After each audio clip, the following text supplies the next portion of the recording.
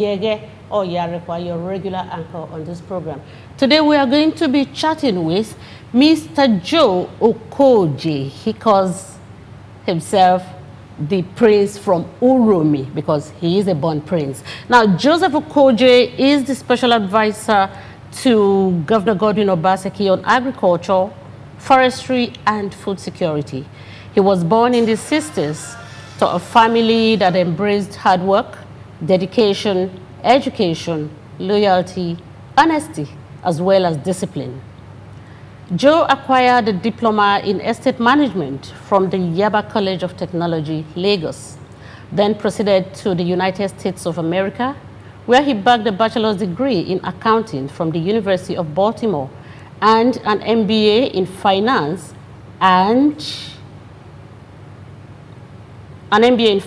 from the Morgan State University of Baltimore, both in Maryland.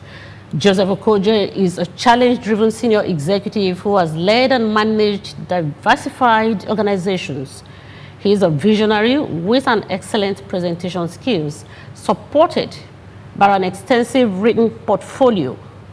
He has an in-depth knowledge of accounting and financial industry, as well as the deployed management of IT services, and a dedicated mentor to a lot of people with high standards and, of course, abundant energy, enhanced by a wide-ranging network.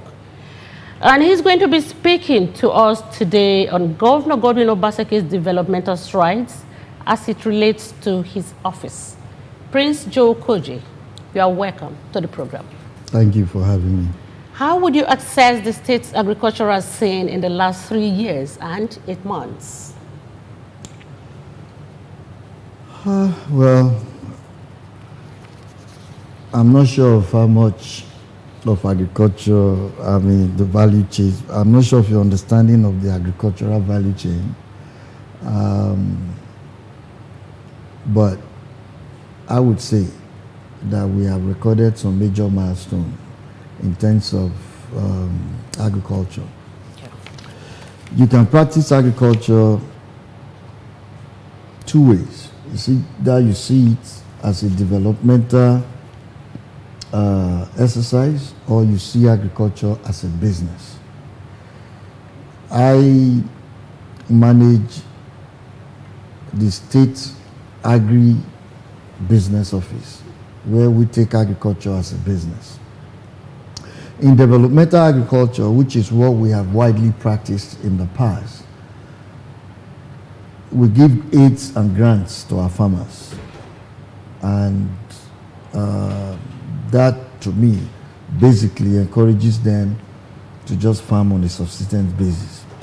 We're in agribusiness, in the agribusiness sector, where we practice agriculture as a business. We give them loans with low interest rates. When we started, the interest rate from CBN was like 9%, but today the loans are now 5%. So we give them loans, and we expect them to produce enough on a commercial basis to not only feed themselves, sell, make profit, and come back again, repeat the cycle in the next farming season, and earn a living out of it.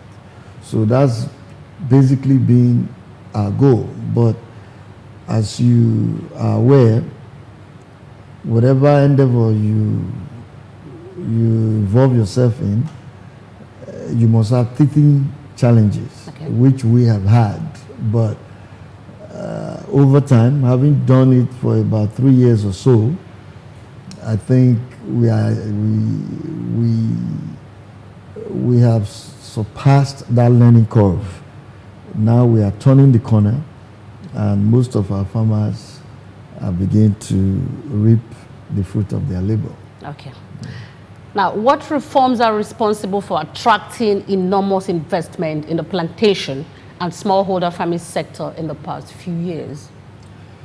Well, what Mr. Governor did in his wisdom when he came on board in 2016 was to, first of all, identify state-owned lands, yeah, that were set up during the Western region by the then Premier of the Western region, Awolowo. One of such farms was in Sobe, Ekpoma, and Osugbeni. Okay. So those lands were abandoned for a very long time. When the governor came in 2016, by 2017, he cleared those lands.